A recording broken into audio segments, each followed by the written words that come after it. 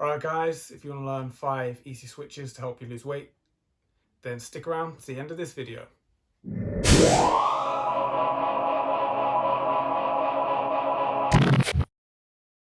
1. Alright guys, so today we'll be covering 5 easy switches to help you lose weight, and if you stick around to the end, you might get a bonus. So, let's get right into it.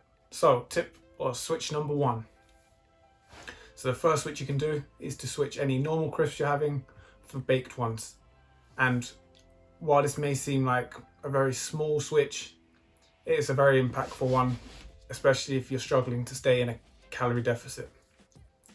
So the reason I say that is because if you're having 2 packs of crisps like I was at one point, the simple switch of going from regular ones to baked ones can save you between 100 and 200 calories just simply by switching from normal crisps to baked ones, which if you're again struggling to stay in a calorie deficit, and it'll make it a lot easier because you won't really notice the difference.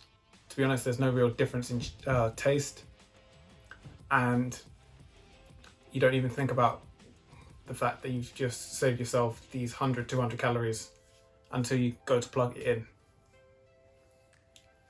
So that was tip number 1. Tip number 2 is to increase your vegetable intake with meals. So the reason I say that is you can be switching from having none, or you might be having a small amount, and to even increase from a small amount to a larger amount is a very small minor switch, but it has a very big impact in the sense of, because of that increased vegetable intake, which comes along with an increased fiber intake, you'll find you're full up for longer, you get full up quicker, and you don't need to eat as much of the other things to fill you up. So again, it makes sitting in a calorie deficit easier. It's also a switch you need to make somewhere down the line, especially as you get deeper into a calorie deficit.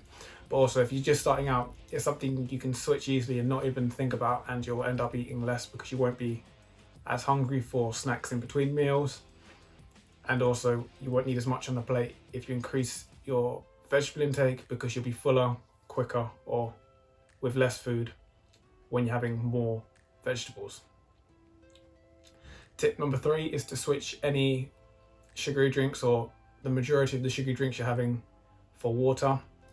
So if you're drinking like standard Coke, not the diet stuff, just the standard, you'll start to notice that when you look at the labels, you're drinking a fair amount of calories just from the Coke, and that'll be mainly from sugar. Whereas if you switch to water, you won't be having any calories in the drinks you're having, and also it's what your body needs. Like, water makes up a fair bit of your actual body in terms of your muscles, in terms of your organs and things of that nature. They contain a fair bit of water, so as you give yourself water, you're giving your body what it needs, and you're also kicking out the calories from the sugary drinks. And I say the majority because if you do get the craving or you fancy a sugary drink every now and then, that's fine. But to take what I've said a step further, you can switch those sugary drinks, or that minority of sugary drinks you're having, from the sugared version to the sugar-free version, which, to be honest, doesn't really have that different of a taste. It's very mild of a change, if any, and you'll be saving yourselves again the calories there, so you can still enjoy your sugary drinks just without the sugar. So that's tip number 3. Tip number 4, or switch number 4 shall I say, is to switch any cookies you're having, any biscuits or muffins, for fruit. And that's just simply because you'll be again more full up from fruit than you would be from muffins, cookies, donuts, biscuits, because you'll again find there'll be fiber with the fruit, which is also an added benefit because it will sort of slow down how quickly sugars within that food is shuttled into your body. Whereas when you're having added sugar, it just goes in and spikes because there's nothing to mitigate how quickly it's processed. So in other words, when you're having fruit, it's sort of slowed down by the fiber within it in terms of the amount, how quickly the sugar hits your system. Whereas when you're just having added sugar, it just hits your system, you spike, you crash in terms of your energy levels. And you'll also find that when you're having fruit one portion is a lot more filling when you're having fruit than say a muffin, because if you have one muffin, you're more likely having more calories in that one muffin than you would be in the piece of fruit. And you can only eat so many pieces of fruit before you're full, whereas I know myself, I could eat 4 muffins before I'm full. So that's an easy switch to make.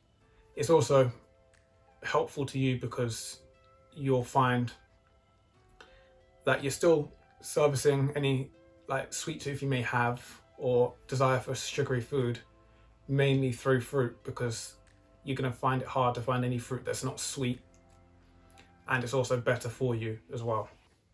So you can save yourself a fair amount of calories, because I think a cookie is probably around 200 calories, whereas if you have a piece of fruit, like a quarter of a melon is around 50 calories, and the melon is more filling than the muffin. So you can see why making that small little switch will allow you to still have that sugary taste that you'll find in the melon and the cookie or the muffin, as opposed to having the calories, like you're getting less calories with the fruit, but you're still getting the sugary taste. So that's an easy switch you can make. And switch number 5 is to switch your more like fattier, I guess, or more processed meats.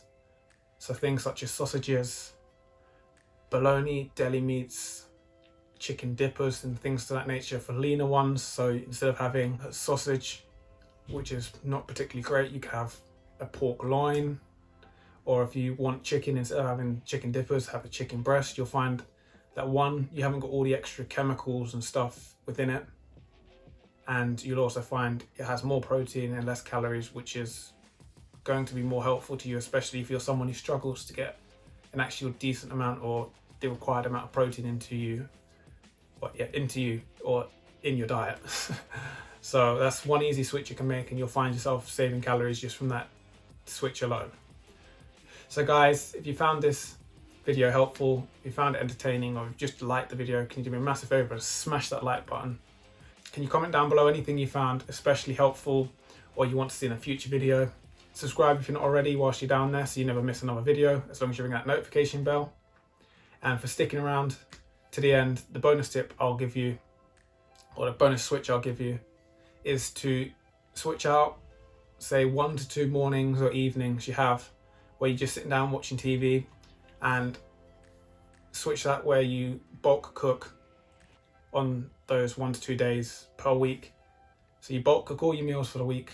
I say for the week, if you're going to freeze them. If not, do 3-4 days worth of food, and that way you can take them with you to work, and you'll find yourself picking healthier options, because when you're on a rush you don't usually pick the healthiest ones, which is why I say bulk cook at home, because you can take it with you to the office or to wherever you're going to work or wherever you're going in general.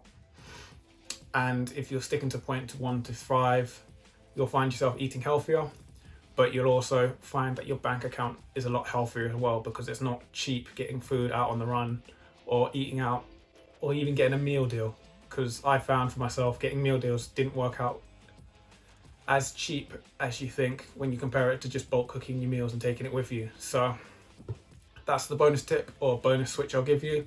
If you stuck around to the end of this video, comment down below bank account health, and enjoy the rest of your day, and I'll catch you in the next video, which may be coming up in a second.